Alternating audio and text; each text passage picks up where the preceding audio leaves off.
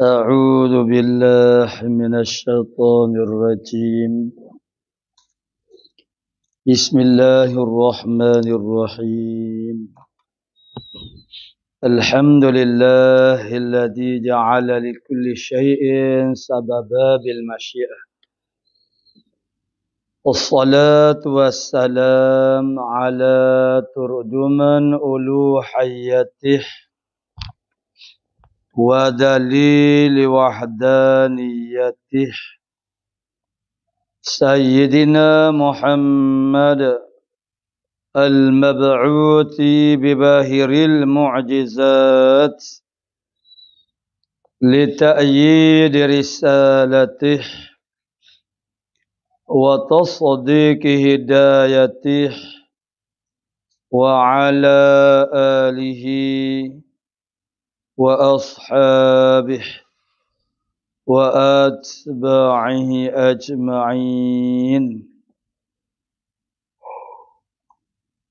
ولا حول ولا قوة إلا بالله العلي العظيم عدد كل حرف كتب ويكتب أبد الآبدين ودهر الداحرين اللهم فقهنا في الدين وعلمنا التأويل اللهم فقهنا في الدين وعلمنا التأويل اللهم فقهنا في الدين وعلمنا التأويل اللهم رب اشرح لي صدري ويسر لي أمري واحلل عقدة من لساني يفقهوا قولي أما بعد فقال الشيخ المؤلف رحمه الله تعالى ونفعنا بعلومه في الدارين آمين يا رب العالمين. Dan tiada dihukumkan atas orang yang mubtadi' dengan kufurnya seperti Mu'tazilah yang mengatakan bahawa Allah itu menjadikan perbuatan dirinya dan bahawa hamba itu menjadikan perbuatan dirinya dan yang mengingkarkan harus melihat Allah Ta'ala di dalam akhirat. Kerana ada bagi mereka itu takwil. Melainkan mubtadi' yang mengatakan bahawasanya Allah Subhanahu wa taala itu berjisim dan yang mengingkarkan mengetahui Allah Taala akan segala yang juz'i, maka jadi kafir ia dengan ijma' ulama.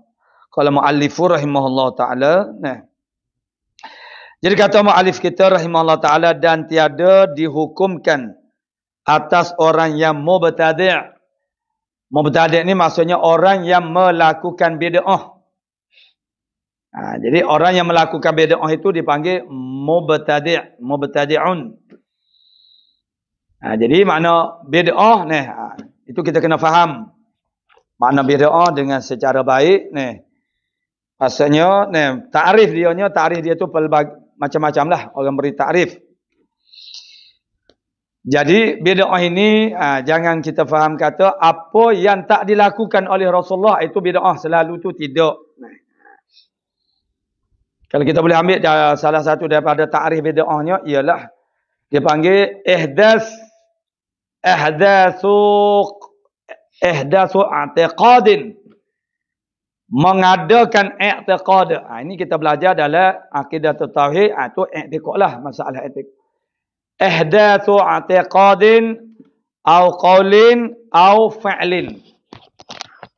Jadi bid'ah ini dia boleh berlaku pada dalam masalah, dalam bab usuluddin dan juga syariat. Jadi mengadakan suatu i'tiqad, mengadakan suatu i'tiqad, au qaulin ataupun qaul, perkataan, au fa'lin ataupun perbuatan. Jadi i'tiqad itu yang masuk di dalam bab usuluddin. Perkataan dan juga perbuatan itu dia masuk di dalam bab mana furu'uddin. Furu'uddin ini bahagian syariat, bahagian fiqh. Nah. Jadi sama ada mengadakan ihdas, mengadakan, membaharukan akan i'tiqad ataupun perkataan dan juga perbuatan yang mana tidak ada orang panggil yang mana i'tiqad itu, perkataan dan juga perbuatan itu datanya bukan daripada dalil. Bukan nas dah. Nas itu dia lebih khusus. Yang kita naknya ialah dalil. Tidak ada dalil syar'i kepada i'tiqad tadi. Tidak ada dalil syar'i perkataan dan juga perbuatan itu. Nah.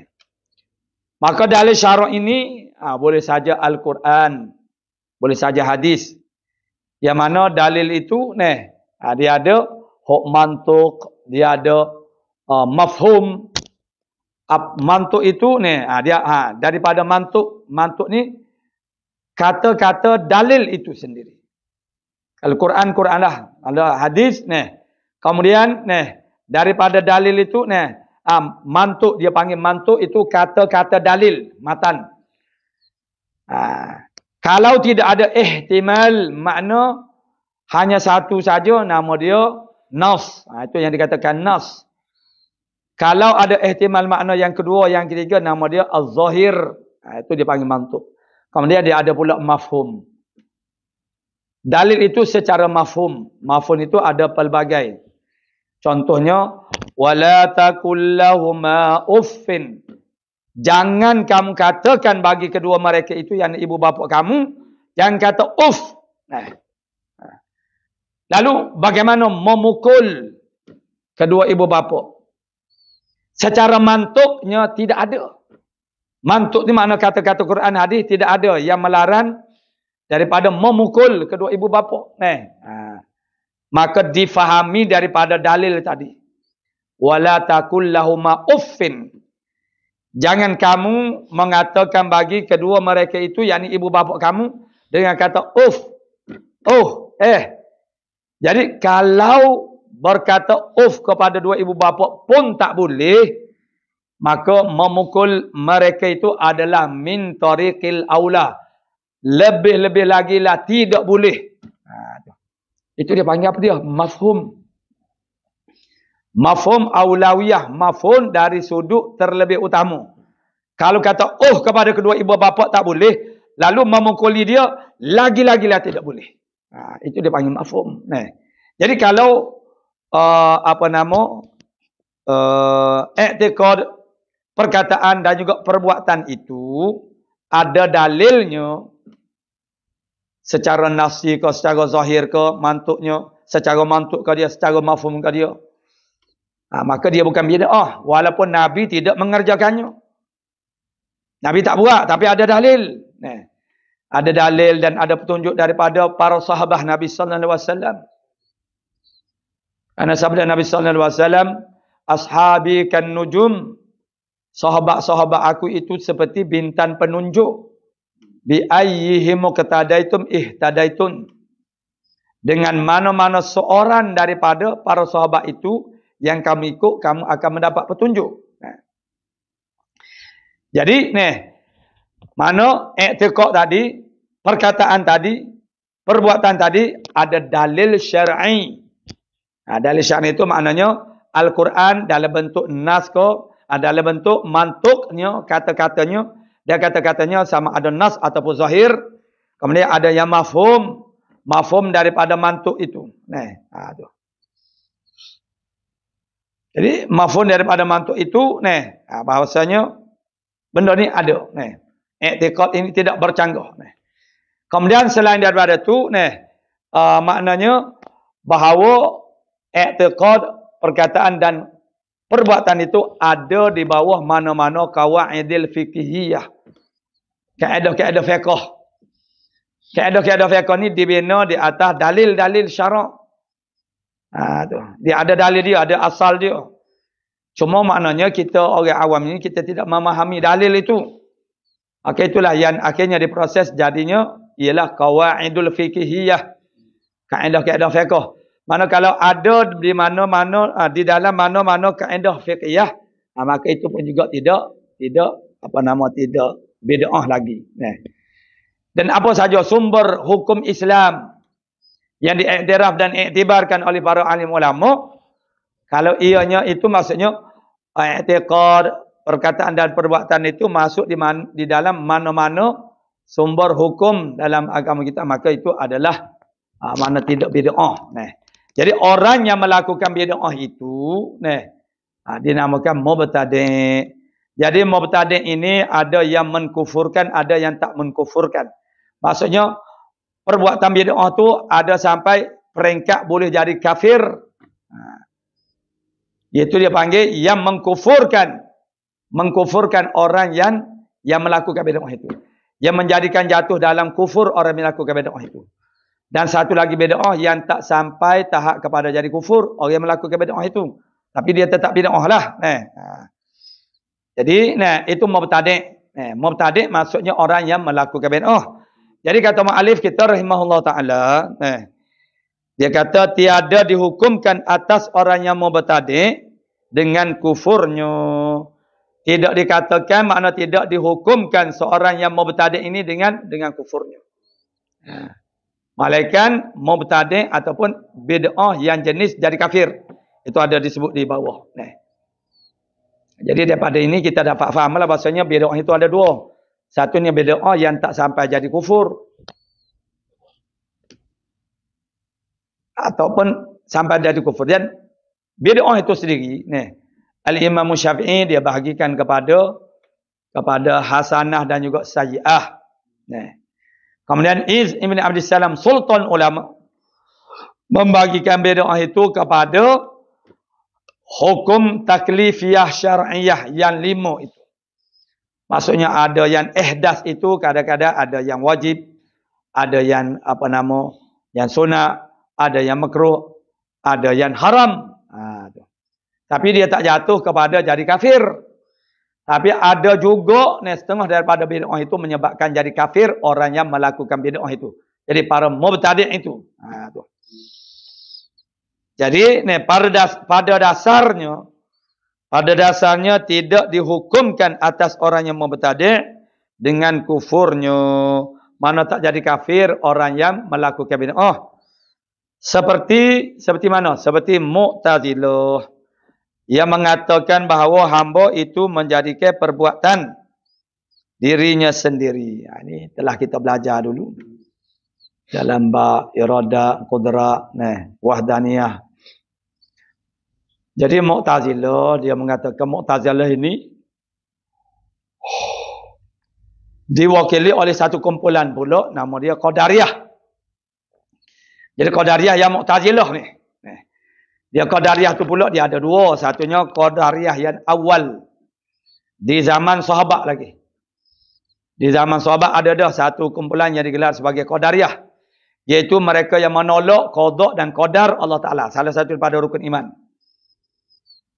Suatu ketika, ada seorang yang tercari-cari Ibn Abbas. Ketika itu makna Nabi sudah wafat dah. Sehingga di tempat tawaf pun dia mencari-cari makna Ibn Abbas ini. Apabila dia bertemu dengan Ibn Abbas tu, rupa-rupanya dia nak bagi tahu kepada Ibn Abbas bahasanya di kampung dia tu ada orang yang ingkar kepada qada dan qadar. Tak percaya, tak beriman kepada qada dan qadar. Lalu Ibn Abbas mengatakan ana bari'um minhu. Aku berlepas diri daripada mereka itu. Itu menunjukkan bahasanya akidah itu tidak betul dah. Itu dia panggil Qadariyah yang pertama. Kemudian dia terbit pula Qadariyah yang kedua. Inilah yang masyhur. Qadariyah yang kedua ialah satu aliran daripada Mu'tazilah. Mu'tazilah dia ada banyak mazhab pula di dalamnya. Jadi Qadariyah yang Mu'tazilah ini mengatakan apa dia? Mengatakan bahasanya hamba sendirilah yang menjadikan perbuatan dirinya. Tu. Dengan bahawa Allah Ta'ala memberi kudrat kepadanya, lalu terserah kepadanya sendirilah. Cuma Allah Ta'ala memulakan dengan memberikan kudrat itu. Maka pandangan ini, pemikiran ini samalah dengan yang lain, yakni mereka tidak mengatakan pisau dengan tabiatnya, tabiat pisau itu yang menjadikan luka, melukakan ataupun memutuskan tali. Tetapi mereka mengatakan putus tali itu dengan qawah kekuatan ataupun makna yang ada pada pisau itu. Apa dia? Tajam. Ini etikot yang samalah ni. Jadi etikot Mu'tazilah dia kata bukan pisau, tabiat pisau, diri pisau yang memutuskan tali itu, tapi tajam yang ada pada pisau. Yakni makna yang ada pada pisau itulah yang memberi bekas pada terputusnya tali itu. Suatu makna. Makna itu makna kekuatan, kekuatan. Qawah pun panggil, makna panggil. Jadi kerana pisau kalau tidak tajam maka tidak ada makna dia jadi pisau. Makna itu ialah qawah, kekuatan dia. Kekuatan pisau itu di mana? Di tajamnya. Makna yang ada pada pisau itu makna tajam itulah. Tu. Jadi Mu'tazilah dia kata tajam yang ada, dia tak kata pisau. Kalau kata pisau dengan tabiat pisau yang menjadikan terputus tali umpamanya itu kufur. Ni dia tak kata pisau itu yang memutuskan pada hakikatnya. Tetapi makna yang ada pada pisau. Tu. Makna yang ada pada pisau itu apa dia? Tajam. Tajam yang ada pada mata pisau. Dan dia adalah makna yang wujud berdiri pada zat pisau. Jadi tajam itu. I'tiqad kita Ahlus Sunnah wal Jamaah bukan pisau, bukan tajam yang ada pada pisau, tetapi perbuatan Allah Taala. Wallahu khalaqakum wa ma ta'malun. Allah yang menjadikan kamu dan apa yang kamu kerjakan. Jadi sandar kepada kekuasaan Allah Subhanahu wa taala. Karena itulah hakikatnya. Mu'tazilah dia kata, maknanya gula itulah yang mana manis yang ada pada gula yang memberi bekas pada rasa maknanya manis itu. Jadi makna yang ada pada api panas, dia tak kata api yang memberi bekas pada membakarkan, tetapi kekuatan yang ada pada api itu, yakni makna yang ada pada api itu, itulah panas. Begitu juga sejuk yang ada pada air yang menghilangkan dahaga. Jadi diri sejuk itulah makna yang ada pada air itu, bukan air. Jadi mereka itu maknanya kerana mereka sandarkan tajam itu yang dijadikan oleh Allah Ta'ala pada mata pisau. Kerana mereka itu sandarkan kepada Allah Subhanahu Wa Ta'ala. Jadi ulama Ahlus Sunnah wal Jamaah tidak menghukumkan kafir mereka ini. Cuma dihukumkan fasik lagi pula mubtadi'. Fasik lagi mubtadi'. Fasik ni maknanya terkoyak dia punya, orang panggil kita, agama kita ni adalah merupakan gandingan daripada akidah kita itu dalam hati kita dengan kemudian syariat itu perbuatannya zahir, kemudian ada tasawuf pula atau juga kembali kepada batin. Jadi maknanya pada zahirnya oleh kerana mereka itu mentakwilkan. Mereka mentakwilkan makna-makna ayat yang kerana teras ataupun dasar fikrah mereka itu ialah maknanya yang memberi bekas itu ialah makna yang ada pada sesuatu perkara itu. Maknalah makna. Pisau kalau tidak tajam, tidak ada makna dia itu jadi pisau. Maknanya api yang memberi masin yang memberi bekas kepada jadi sedap masakan itu. Bukan garam. Dia kata masin. Yang masin itu ada qaimun bizati syai' lah, yang berdiri pada zat sesuatu perkara itu. Yang mana mana makna saat itu dijadikan oleh Allah Subhanahu Wa Taala.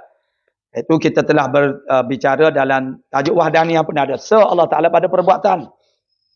Perbuatan yang berbekas itu hanya perbuatan Allah Subhanahu Wa Taala sahaja. Itu dia.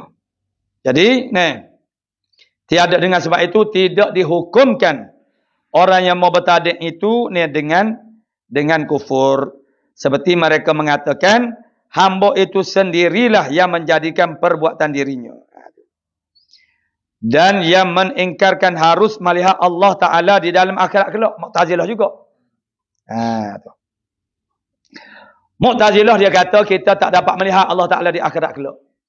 Kerana kalau kita katakan bahawasanya kita dapat melihat Allah Ta'ala di akhirat kelak, bermakna Allah Ta'ala berada di hadapan kita. Tu. Namun dijawab oleh Ahlus Sunnah wal Jamaah. Tak lazim. Tak lazim. Tak lazim maknanya melihat itu bermakna berada di hadapan. Tidak. Kerana di antaranya ulama berdalilkan kepada hadis Nabi sallallahu alaihi wasallam. Nabi ketika nak menimami akan solat, yakni sembahyang, Nabi suruh kepada para sahabat untuk membetulkan saf. Merapatkan saf, memenuhkan saf. Kerana, kata Nabi, kerana aku nampak kamu daripada belakangku.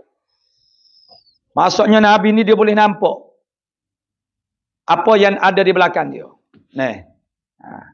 Itu dalam apa tu? Dalam lagu Rindu Madinah.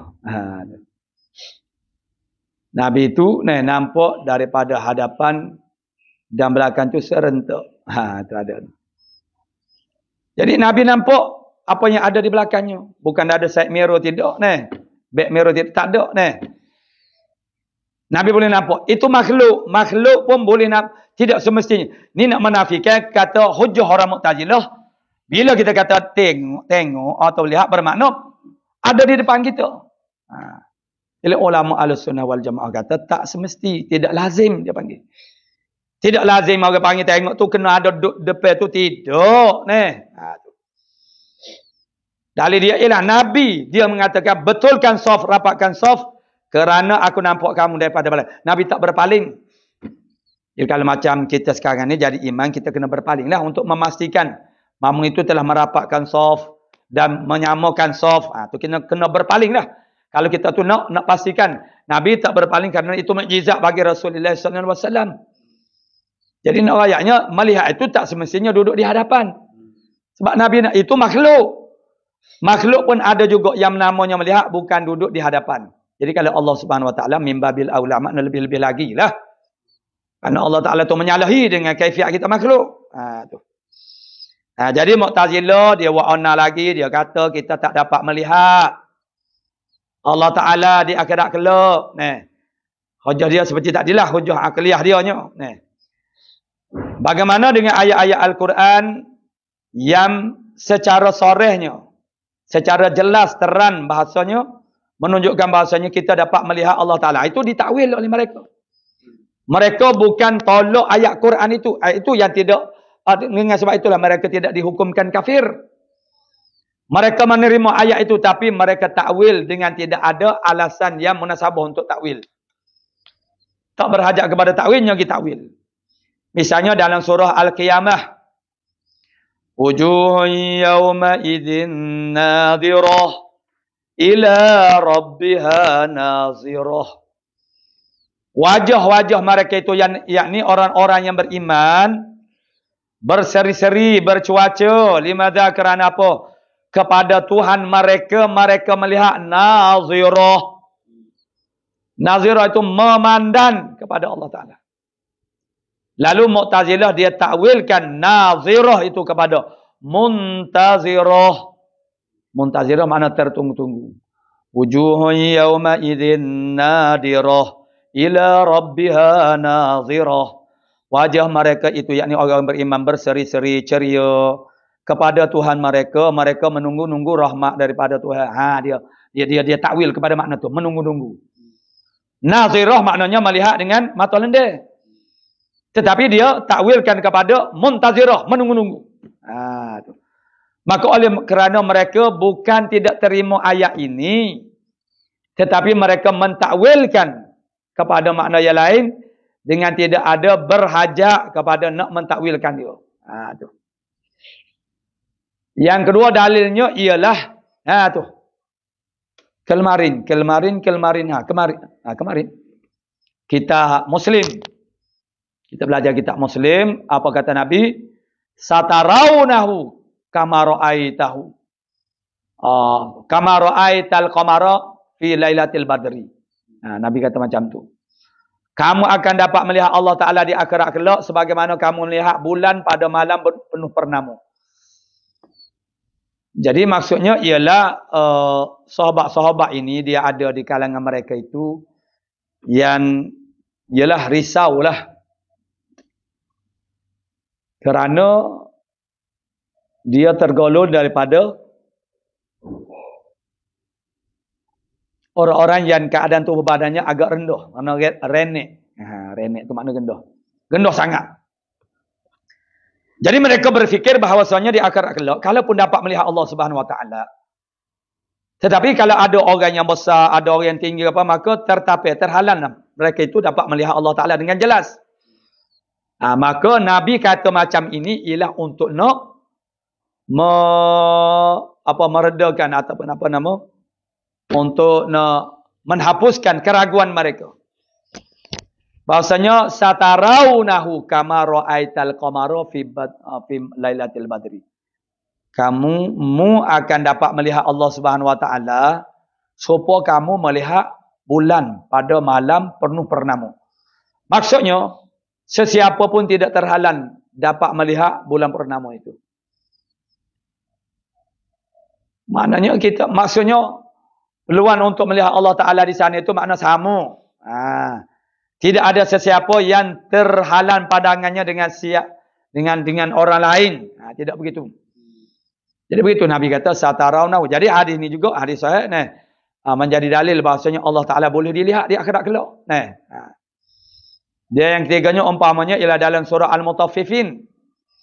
Firman Allah Subhanahu Wa Ta'ala, kalla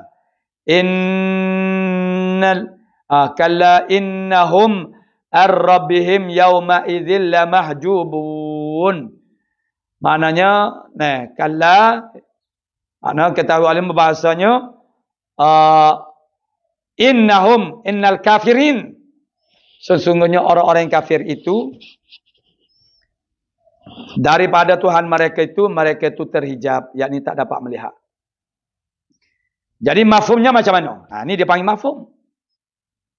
Ini dia panggil mafhum. Kalau tadi satarawnahu itu makna secara mantuk. Apa yang dapat difahami daripada firman Allah Ta'ala ini, sesungguhnya mereka itu orang kafir, tidak dapat melihat Allah Ta'ala di akhirat kelak.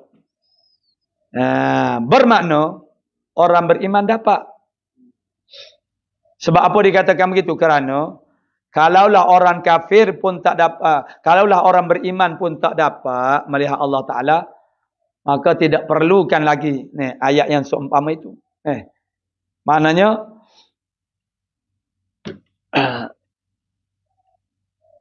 sesungguhnya mereka itu orang kafir itu tidak dapat melihat Allah Ta'ala. Seolah-olahnya begini. Seolah-olahnya kita katakan, padan muka orang kafir, dia tak dapat melihat Allah Subhanahu Wa Taala. Bermakna orang beriman dapat lihat. Kalaulah orang beriman pun tidak dapat melihat Allah Subhanahu Wa Taala di akhirat kelak, tak perlulah memberitahu bahasanya, padan muka, seolah itu tambahlah, seolah itu takdir ayat. Padan muka orang kafir tak dapat melihat Allah Taala di akhirat kelak. Atau orang beriman dapat lihat ke tidak? Tak dapat juga. Tak perlulah cakap orang kafir tak dapat melihat. Dah orang beriman pun tak dapat melihat juga. Begitu. Jadi bila Allah Ta'ala menyatakan bahasanya orang beriman itu dapat melihat Allah Subhanahu Wa Ta'ala di akhirat kelak, bermakna orang kafir itu tak dapat. Itu dia.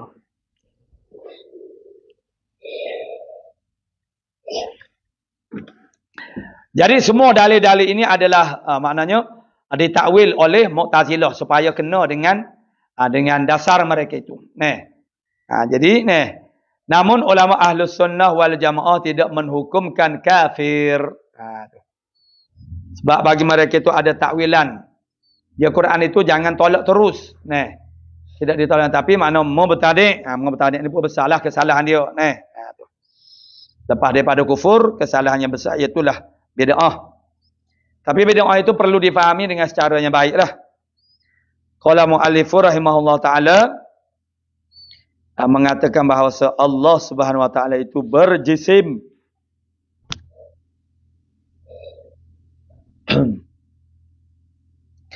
Melainkan kerana apa tidak dihukumkan mereka itu kafir?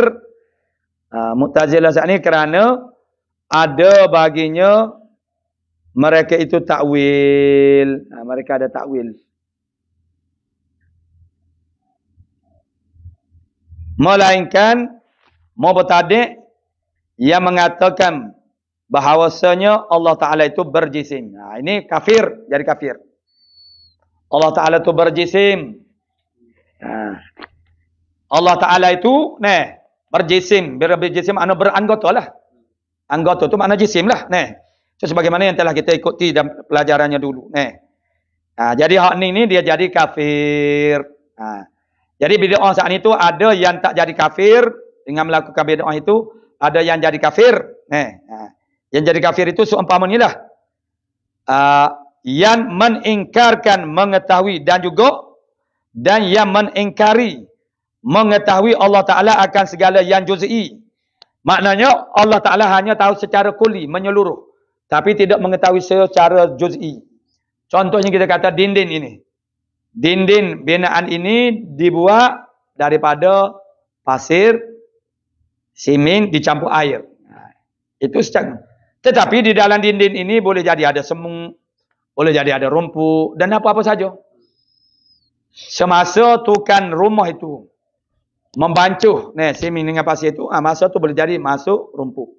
Allah Ta'ala tahu. Kita makhluk kita tak tahu. Jadi Allah Ta'ala tahu yang juz'i itu sebagaimana Allah Ta'ala tahu yang kulli. Juz'i itu maksudnya yang khas. Juz'i itu maknanya yang juz'i itu mana juzuk kepada kulli. Ya istilah kulli 2-3 hari sebelum lepas ni kita dah belajar wajib menjaga kulliyat. Maksudnya yang menyeluruh. Mana yang ada di bawah dia tu juzuk-juzuk. Ini maksudnya juz'i itu makna secara umum. Makna secara dasarnya dinding itu dibuat daripada secara dasarnya misalnya ialah sesuatu kuih itu dibuat daripada gandum, air, garam, begitu saja. Telur ataupun apa saja. Itu maknanya mengetahui secara kulli. Tetapi dalam tu dia masih ada lagi benda-benda. Ada. Kalau kita katakan kuman, virus. Itu kita tidak tahu begitu. Allah Ta'ala tahu secara juz'i. Secara menkhususi. Setiap perkara. Maka jadi kafir ia dengan ijma' ulama. Ijma' ulama mengatakan kafir mereka yang menafikan yang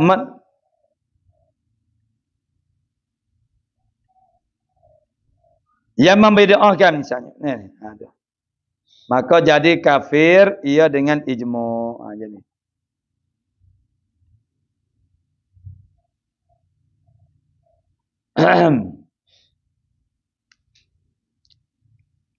Qala mu'allifu rahimahullah ta'ala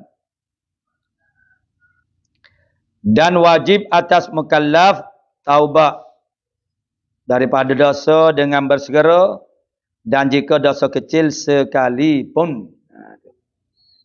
Itu angka nombor 2 di luar ta'liq dia kata bermula taubat itu perhimpunan 3 rukun. Dia nak ayat rukun taubat ni. Ini taubat ni kita telah buat dulu pada hari Sabtu secara khusus. Perkara yang berkaitan dengan taubat ni. Taubat ini setengah daripada amal Islam dan dia adalah min amalil qalbi. Daripada amalan hati. yang biasa ditinggalkan oleh umat Islam. Kerana kalau amalan itu amalan hati, tak dapat dipantau oleh manusia. Sebab itulah maknanya amal-amal yang batin ini banyak ditinggali oleh umat Islam berbanding dengan amal yang zahir. Dikala mereka melakukan amal yang zahir, mereka meninggalkan amal yang batin. Dan itulah yang ditempelak oleh tuai kitab Minhajul Amili, itulah maknanya Hujjatul Islam Al-Imam Ghazali menempelak pada awal-awal kitab dia lagi. Tentang sebahagian umat Islam pada zamannya yang melakukan amal-amal wajib yang zahir tetapi meninggalkan amal wajib yang batin. Imam Ghazali mengemukakan persoalannya, adakah kewajipan yang zahir itu datang, adakah wajib batin dengan zahir itu datang daripada Tuhan yang berbeza? Tidak. Daripada Tuhan yang satu, kitab yang satu, qada Allah Ta'ala yang satu. Jadi sepatutnya kita ni minta dengan Allah Ta'ala lah. Tadarruk. Tadarruk tu makna merendah diri. Meminta dengan Allah Subhanahu Wa Ta'ala supaya memberi kekuatan untuk bertaubat ni. Jadi taubat tu sendiri makna dia ialah kembali kepada fitrah, kembali kepada kebersihan, kembali kepada Allah Subhanahu Wa Ta'ala. Sebab kita jadi jauh daripada Allah Ta'ala dengan melakukan maksiat, terkesok kita ni terundur daripada Allah Subhanahu Wa Ta'ala. Lalu kita melakukan dosa ni mudah sangat je kita lakukan. Bangkit sebelum pada subuh itu boleh jadi kita ada bersangka buruk kepada seorang tu. Berdosa dah. Inna ba'da dhanni itsmun. Itu makna dosa sebenarnya. Jadi apabila kita berdosa wajib kita bertaubat. Jadi bertaubat tu bukan sahaja wajib bertaubat, bahkan wajib bersegera dengan melakukan taubat. Oleh kerana kita ni setiap hari, selari, setiap masa buat dosa, maka kewajipan kita ialah bertaubat. Taubat itu ialah pada maknanya kita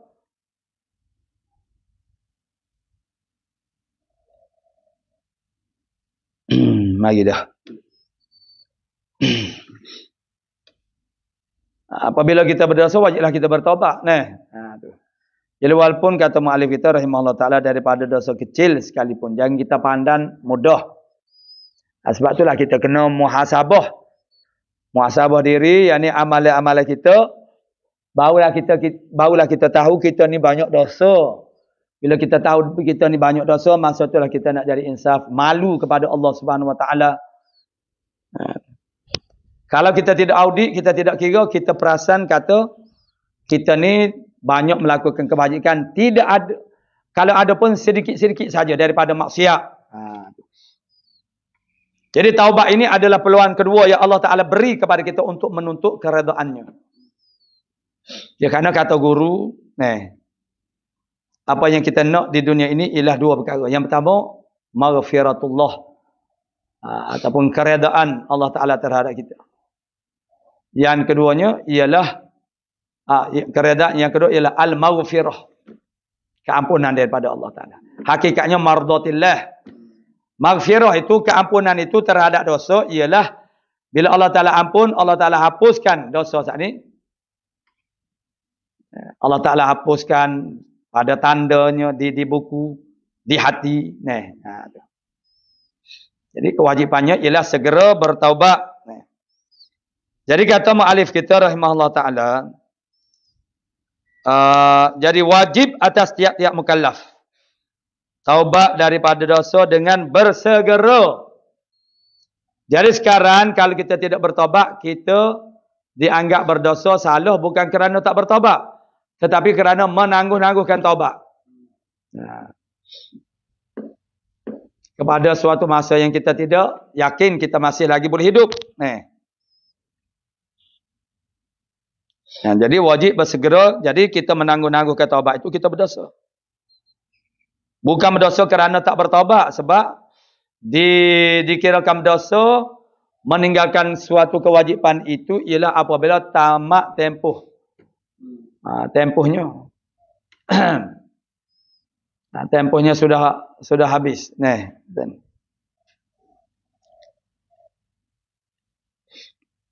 bila tamat tempoh bertaubat ini, maksudnya lepas daripada itu tak diterima, ialah sakaratul maut.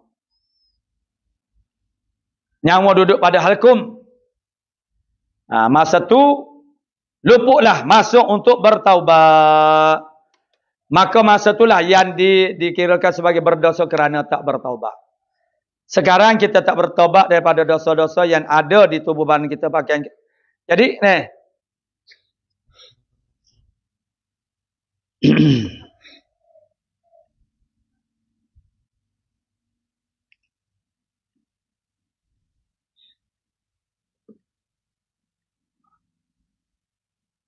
itu kata mu'alif kita, jika dosa kecil sekalipun. Walaupun dosa-dosa kecil ini sudah terkifarah, yakni terkafarah dengan sebab amal soleh umpamanya. Dengan sebab istighfar. Tetapi bila kita melakukan amal soleh itu kita tidak tahu terkifarah dosa kecil yang mana, kita tak tahu. Hanya sebahagiannya, mana kita tahu bahasanya sebahagian daripada dosa kecil itu terhapus.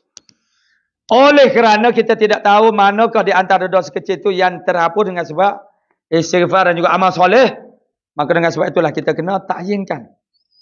Mana dosa siap, dosa kecil itu kita kena sebut. Sebab kita tak tahu secara pasti dosa manakah yang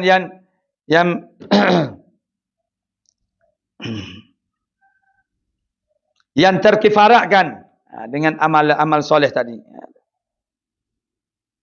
Jadi maknanya wajib di atas tiap-tiap mukallaf. Di atas mana tiap-tiap mukallaf mana bertaubat. Dan tiada jadi binasa taubatnya. Dengan kembalikan dosa, hanya wajib taubat yang baru pula. Ini permainan syaitan. Yang kita perlu tahu sangat-sangat. Syaitan dia tazyinkan dalam hati kita macam-macam perkara. Kalau misalnya keluar daripada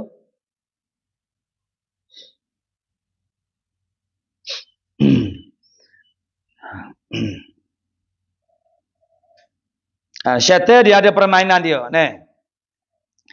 Dia tazyinkan dalam hati kita.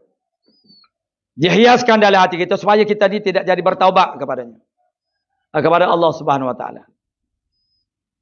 Bagaimana cara dia kata? Dia kata, mung ni tak payah bertaubat lah.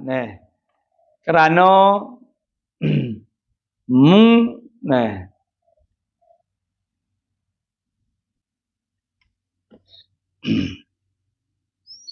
kalau kamu bertaubat, kemudian kamu ingin melakukan untuk kali yang kedua, ketiga, tidak aman daripada itu. Jadi tak usahlah kamu bertaubat lagi. Itu bisikan yang datang di dalam mubtadi'. Di dalam orang yang melakukan amanah yang dihasut oleh iblis dalam hati kita. Untuk perasaan-perasaan begitu.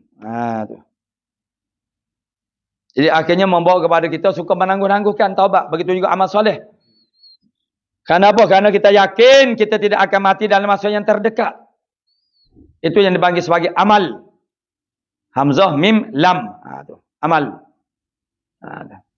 Panjang angan-angan.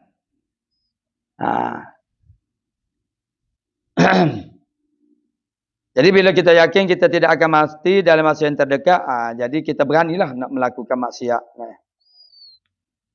Jadi bila kita dah melakukan maksiat, mana dosa, wajib kena bertaubat.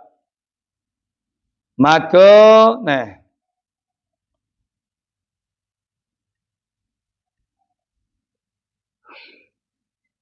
qala musannifu rahimahullah ta'ala, dan tiada jadi binasa serta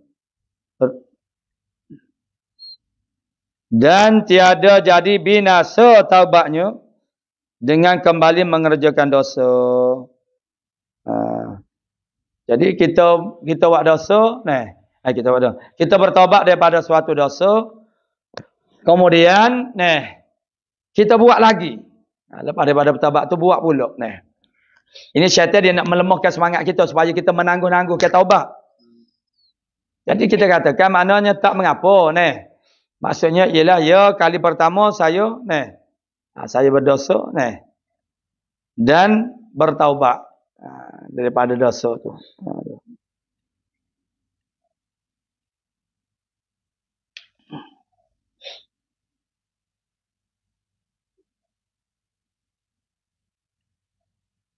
Daripada mana dan mereka mati belum bertaubat.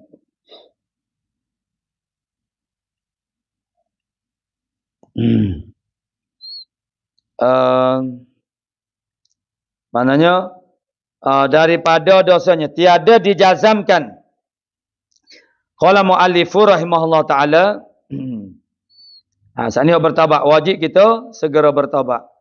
Dan mereka yang mati belum taubat, orang yang melakukan dosa, sehinggalah dia tu meninggal dunia, boleh buat apa-apa, tak boleh berfungsi.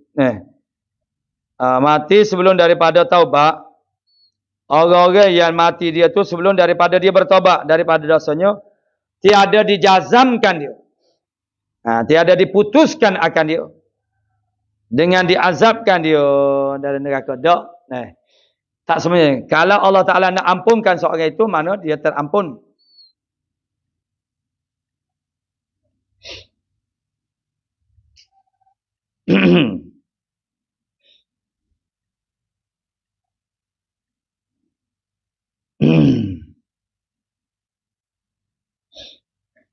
Tak boleh kita nak jazamkan orang itu masuk neraka ke mana. Tak boleh. Tak boleh sebab kita tidak tahu itu rahsia yang dirahsiakan oleh Allah Subhanahu Wa Taala. Hubungan seorang hamba itu dengan Allah Taala kita tak tahu. Kadang-kadang orang yang bukan Islam itu dia beriman dengan Allah Subhanahu Wa Taala dengan mengucap ke hadapan Allah Taala. Misal.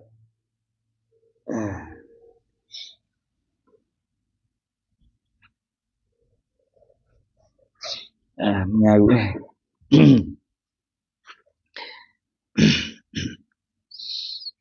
Jadi tiada jadi binasa. Jadi sekarang begini. Kita nak sebutnya ialah mana ini satu kaedah dan satu cara untuk kita tu tidak termakan dengan tipu daya iblis, tipu daya syaitan. Yang mengatakan bahasanya kita ni tak perlulah kita bertaubat lagi, tangguhkanlah dulu. Kerana kalau kamu bertaubat sekalipun kamu mau buat pula. Jadi kalau kamu buat pula, tu kamu bertaubat pula. Kamu buat pula. Sebab kamu masih muda lagi, misalnya. Tak apalah, tangguh-tangguhkan dulu. Tu. Jadi, sebenarnya, ini yang kita kena tahu. Hakikat ini ni untuk kita andah balik. Tu. Atas muka dia. Maksudnya, kita berhujah bahawasanya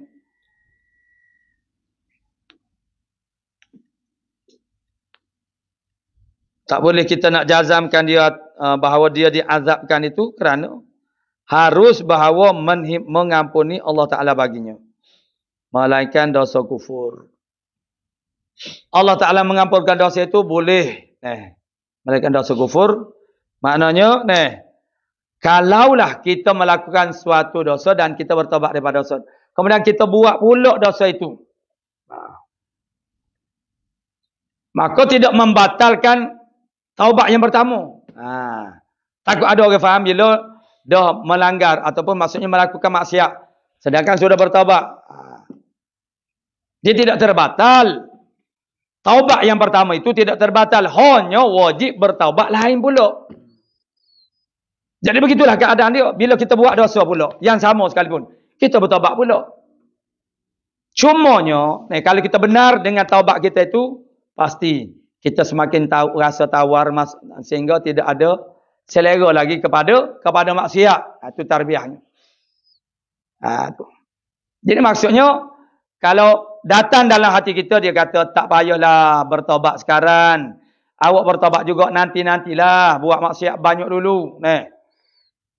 Jadi kita katakan bahawasanya tak binasa, jangan takut untuk bertaubat. Jadi ada orang yang takut bertaubat. Sebab apa? Sebab kalau bertaubat, duk mari lagi. Panggil perintah bertaubat. Tidak binasa, tidak batal. Taubat tu tidak batal. Kalau kena dengan rukun syaratnya, cuma wajib bertaubat lain pula. Itu saja. Dan kalau kita benar dengan taubat kita, dia ada kesan dia. Maksudnya, ialah dia tahu benar. Maksudnya,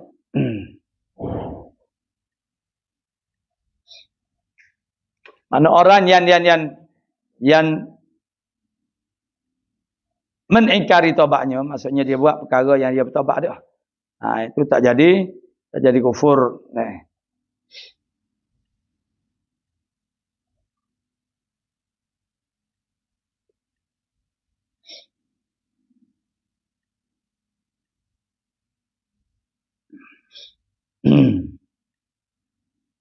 Jadi maknanya tidak jadi binasa taubatnya dengan sebab kembali mengerjakan dosa. Hanya wajib taubat yang baharu pula.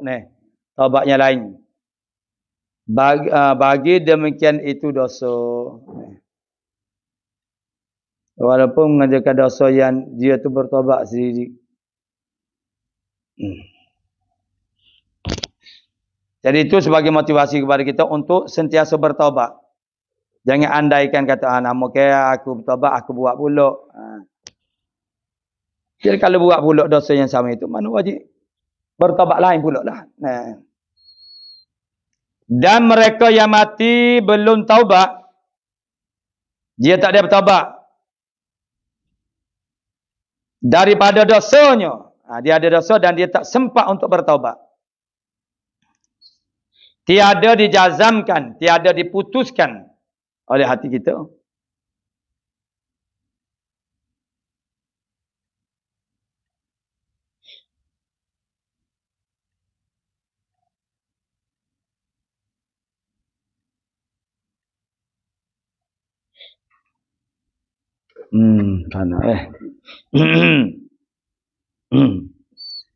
Jadi mereka yang mati belum daripada dia bertaubat, kita tak boleh jazam. Jazam ni makna mutu hati.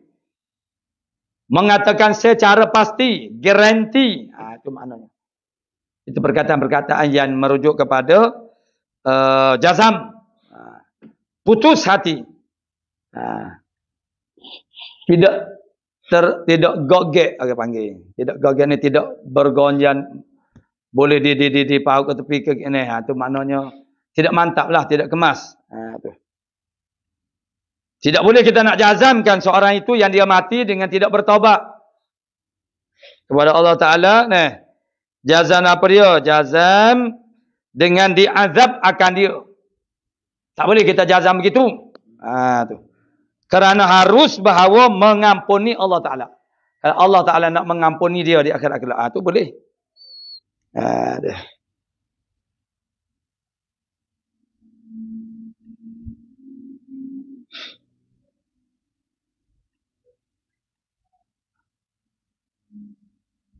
Dan mereka mengampuni Allah Ta'ala bangnya, melainkan dosa kufur. Dosa kufur itu tidak diampuni. Maka kalau dia maksudnya dia kena masuk Islam semula lah. Dosa kufurnya itu tidak diampuni. Maka tiada mengampuni Allah Ta'ala daripada dosa sekali-kali.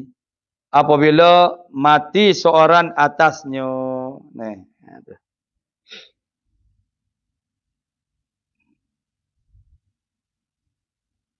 Dan pada Imam Asy'ari, pengasaskan ilmu kepada ilmu akidah atau tauhid ini, pada Imam Asy'ari tak dapat tiada daripada diazabkan setengah mereka yang mengerjakan dosa besar dan sangkanya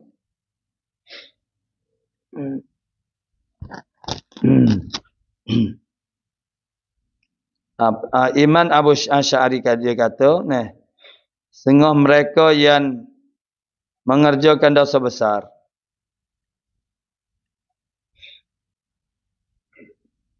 Dan jika satu orang, jadi kata Imam Syari, tak dapat tidak daripada diazabkan setengah mereka tu yang mengerjakan dosa besar. Dan jika satu orang, dan jika satu orang daripada tiap-tiap bagai sekalipun. Kepada ni. Nah. Jadi kata Imam Abu Hasan Asy'ari, kerana nak jaga mana, innallaha la yukhliful mi'ad. Allah Taala tidak menyalahi janji. Jadi Allah Taala tak menyalahi janji ini. Allah Taala ada janji apa kepada kita? Memasukkan dalam syurga orang yang beriman, beramal soleh, dan memasukkan neraka para pendosa-pendosa dan juga yang kufur kepada Allah Subhanahu Wa Taala. Tu. Jadi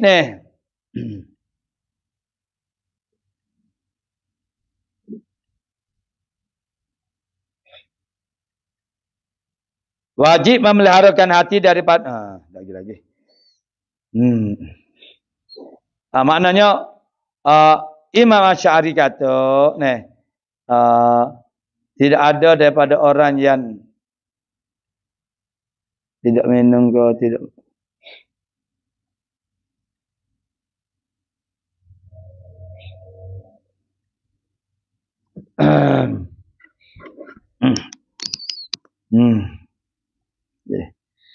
jadi pandangan Imam Sya'arinya ialah Allah Ta'ala menjanjikan apa? Allah Ta'ala menjanjikan untuk menyeksa, menazab orang yang mencuri misalnya, orang yang mengumpat, orang yang berbohong.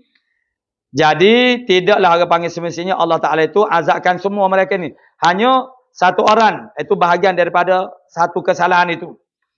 Misalnya dalam ramai-ramai yang berdosa, Allah Ta'ala azabkan seorang saja. Boleh. Itu makna harus.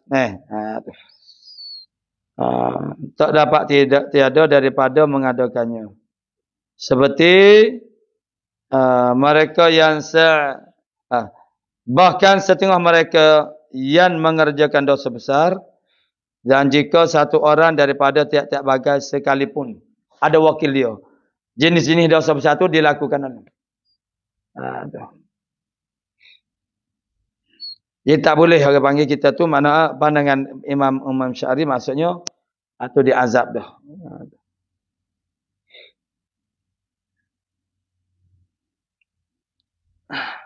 Dan jika satu orang daripada tiap-tiap bagai sekalipun. Tak apa. Tapi kenyataannya Allah Ta'ala azab tu makna ramalah kita yakin begitu. Dan wajib memeliharakan hati ila akhir wallahu subhanahu wa ta'ala.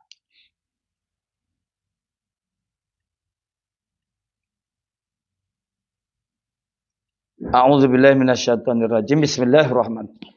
Alhamdulillah rabbil alamin wassalatu wassalam ala asyrafil anbiya'i wal mursalin wa ala alihi washabbihi ajma'in. Allahumma taqabbal minna innaka antas sami'un wa tub 'alaina ya maulana innaka antat tawwabur rahim.